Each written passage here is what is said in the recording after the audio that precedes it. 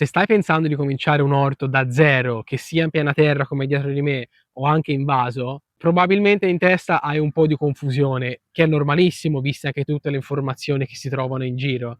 Però questa confusione potrebbe spingerti a comprare delle cose che in realtà non ti servono, facendoti spendere tanti, troppi soldi.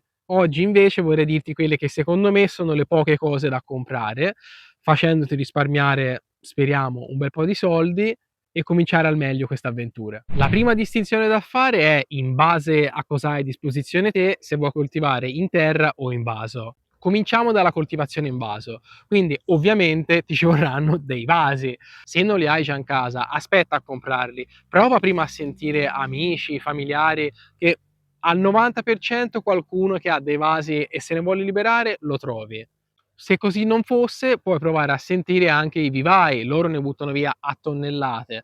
E poi, in caso estremo, se proprio non riesci a trovarlo, comprati qualche vasetto di varie dimensioni, in base a quello che vorrai coltivare. Ortaggi diversi hanno esigenze diverse. Una volta che hai a disposizione i vasi, ti ci vorrà del terriccio. Tipi di terriccio ce ne sono tantissimi, però ti do un consiglio. Non importa che compri quelli che costano tantissimo, i terricci più pregiati, però non comprare nemmeno quelli che vendono in negozi non specializzati. Ci sono dei negozi che vendono, non lo so, il sapone per i piatti e fuori all'ingresso c'hanno anche questi sacchi di terriccio che vendono a prezzi sospetti. In quei terricci lì, che costano magari 3 € a bustone, ci troverai di tutto. Pezzi di plastica, detriti, sassi e non è nemmeno da escludere completamente che ci siano anche delle sostanze nocive per il terreno e per te.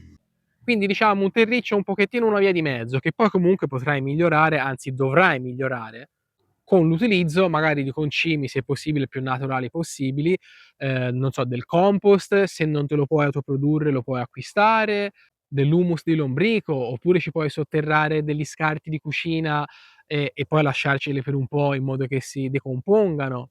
Oppure anche i resti di altri ortaggi, di altre verdure che hai coltivato, li puoi tagliuzzare e lasciare sul terreno. Gli inglesi lo chiamano chop and drop. Quindi tagliuzzale piccolino però, perché se li lasci troppo grandi potresti avere dei problemi. Quindi ti consiglio di tagliarli piccolini e poi lasciarli in superficie o anche sotterrarli leggermente. Così facendo comunque apporterai materia organica al terreno. Ok, adesso abbiamo vasi e terriccio, ovviamente ti serviranno o dei semi da seminare oppure delle piantine che puoi tranquillamente acquistare in un vivaio vicino a te, vicino a dove abiti, sicuramente ce ne sarà qualcuno. Arriviamo così all'irrigazione.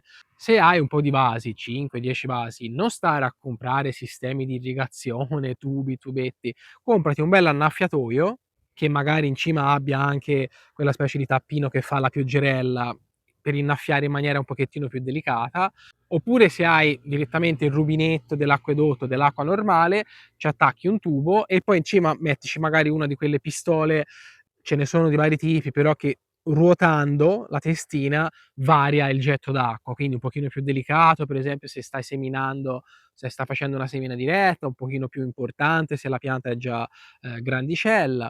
Oppure anche, se hai veramente pochissimi vasi, uno di quelle con la pompettina a pressione, quello è molto utile specialmente quando fai una semina diretta con dei semi piccolini. Con il getto delicato così non rischi di smuoverli e riesci comunque a mantenere il terreno umido. Su questo discorso dell'irrigazione c'ero già entrato in un altro video che si chiama "Cosa non comprare quando cominci un orto", mi sembra, una cosa del genere. Se non l'hai visto valla a vedere, ti lascio il link. Soprattutto durante il periodo estivo ti consiglio di mettere un pochettino di pacciamatura, visto anche che i vasi si asciugano più rapidamente, rispetto al coltivare in terra. Puoi usare tranquillamente delle foglie se riesci a trovarle, oppure un po' di paglia, un po' di fieno. Comunque sono tutti materiali relativamente facili, da trovare, da reperire e soprattutto la maggior parte delle volte sono gratis. Come attrezzature ti bastano magari un paio di forbici da potatura e raccolta, ecco, eventualmente spendi qualche euro in più su questa cosa, visto che non ci sono molte cose da comprare per coltivare in vaso, spendi qualche euro in più in delle buone forbici che poi ti dureranno tanti anni. E poi se vuoi dei guanti, io spesso lavoro a mani nude, ma eventualmente un paio di guanti potrebbe essere utile, ecco. Tutto qui, non ti serve altro. Adesso puoi mettere i tuoi vasi in posizione, nella posizione che hai scelto, chiaramente anche in base all'esposizione solare, e sei pronto a cominciare. Mi raccomando, parti con poco, cose semplici, osserva e poi un passettino alla volta puoi espandere verso altre cose. Allora, tra un attimo passiamo all'altra opzione che è l'orto a terra, anche se ci sarebbe una terza opzione di cui non parlerò oggi, ma ne vorrei parlare in futuro. Sto parlando dell'orto a cassoni, l'orto rialzato. Se è un argomento che ti interessa, magari fammelo sapere nei commenti e ci farò un video come, ripeto, ho già in mente di fare. Ma torniamo all'orto in piena terra. Allora, la prima cosa, che è la cosa più importante di tutte in ogni orto, è il terreno, la terra. Quindi anche se hai a disposizione pochi soldi, e oggi l'argomento del video è comunque questo, spendere nelle cose giuste, ti dico già che un buon terreno, migliorare il terreno, avere un terreno in salute è il 90% dell'orto. Quindi un buon compost, un buon letame, anche pellettato per cominciare va benissimo, un buon humus di lombrico. Investi nel terreno. Ti potrei dare degli altri consigli con cui vedresti dei risultati in maniera un pochettino più immediata, più veloce, però io ti parlo più, cioè mi interessa di più il lungo termine, ecco. E quindi ti dico, consapevole che poi non vedrai risultati immediatamente e quindi potresti dire: "Ma questo cosa mi ha consigliato?" Non mi interessa. Ascoltami, il terreno è la cosa più importante, quindi spendi qualche euro in più nel terreno e a lungo termine ci vuole tempo per sistemare un terreno, per migliorarlo, però poi i risultati arrivano e spenderai meno soldi dopo in fare trattamenti, cose varie, coltiverai le cose con maggior successo e con meno problemi. Quindi niente, questo è il mio consiglio: spendi qualche soldo in più nel terreno e vedrai risultati prima o poi. Speriamo prima che poi. Parliamo ora di attrezzature. Allora, ti dico, prenditi una vanga. Perché? Innanzitutto, se inizialmente il terreno è compatto, ti consiglio di fare una vangatura, anche invertendo le zolle, che è una cosa che solitamente non ti consiglierei, e infatti io personalmente non lo faccio, però la prima volta per partire in maniera un pochettino più fluida, secondo me è una cosa da considerare. Ripeto, soltanto la prima volta. Ora non entro in questo argomento, però poi in seguito comunque la vanga la potrai usare, per esempio, al posto della grelinette, non è proprio la solita cosa, però semplicemente infili la vanga nel terreno, smuovi un pochino la terra senza ribaltarla e la stai un pochettino arieggiando. È chiaro che la grelinette fa un lavoro molto migliore, però la grelinette, cioè o compri un troiaio da 50-60 € su internet e sono soldi buttati, oppure per comprare una buona grelinette di qualità ci vogliono dei soldi. Secondo me per una grelinette di qualità almeno 150-200 € ci vogliono. Quindi, visto che si parla di basso budget, ti dico usa la vanga al posto della grelinette, diciamo, per arieggiare, far entrare ossigeno nel terreno. Poi comunque oltre a questo, una vanga la puoi utilizzare anche per spostare dei materiali magari, quando sei all'orto, per spostare del compost per esempio. È un attrezzo che potrebbe comunque tornarti utile, anche per altre attività. Un altro piccolo attrezzo che ti consiglio di prendere è una di quelle zappettine manuali con il manico corto. Di solito hanno da un lato tipo sparano. Di solito hanno da un lato la zappettina normale, da quell'altro tipo 3 punte, che puoi utilizzare comunque per affinare il terreno prima di fare una semina o un trapianto. Vai lì con la zappettina e ti prepari il terreno in superficie pronto per fare quello che devi fare.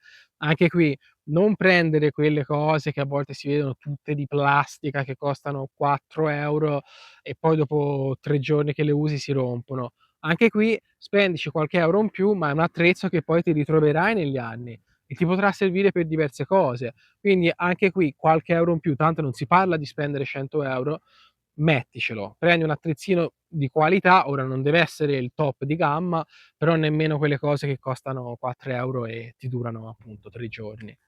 Capitolo irrigazione, potrei ripeterti quello che ho detto prima riguardo ai vasi. Ti ricordo che si sta parlando di piccoli orti, non si parla di fare un orto di 1000 metri quadri, puoi tranquillamente annaffiare a mano, te lo garantisco. Quindi il solito discorso, annaffiatoio, oppure se hai a disposizione il rubinetto, dell'acqua dell'acquedotto puoi usare anche quello con la solita pistolina che ti dicevo prima e basta. Non stare a comprare goccia a goccia che tutti l'anni poi li devi ricomprare, butti via. Per un orto piccolo, secondo me, non serve. Anche sulla pacciamatura, ripeto quello che ti ho detto prima, se riesci foglie secche che poi sminuzzerai, paglia, fieno, anche se quando si parla di fare un orto in una situazione un pochettino più così, in campo aperto, c'è il discorso delle erbe infestanti.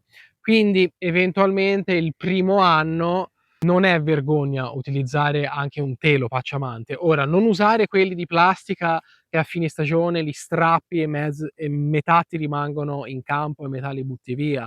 Se proprio pensi di avere dei problemi con le infestanti, al massimo puoi utilizzare uno di quelli geotessili, così, che lo so, è plastica, però almeno questi ti durano più anni. Quindi inizialmente, specialmente se non hai esperienza, potrebbe essere una soluzione. Se puoi evitare, evita. Però ecco, valuta te. Ripeto, l'unica opzione per me accettabile è il geotessile che dura geotessile di un certo spessore, che dura per qualche anno. Gli altri teli di plastica così, non lo fare. È proprio una cosa, 1 non serve a nulla e 2 stai facendo danni all'ambiente e al tuo orto. Poi il capitolo piantine o semi, anche qui ti ci vorranno dei semi. Scegli sempre dei semi di buona qualità se riesci, non comprare i semi al supermercato, il solito discorso del terriccio nei posti dove vendono il sapore per i piatti. Compra le cose da professionisti, da chi lo fa di professione, però in questo caso se ti vuoi fare il semenzaio per poi trapiantare le piantine in campo aperto, avrai bisogno anche di qualche attrezzatura, qualche vasettino in cui seminare le tue piantine nel tuo terriccio di buona qualità che parlavamo prima, e un posto dove crescere queste piccole piantine che poi andrai a trapiantare.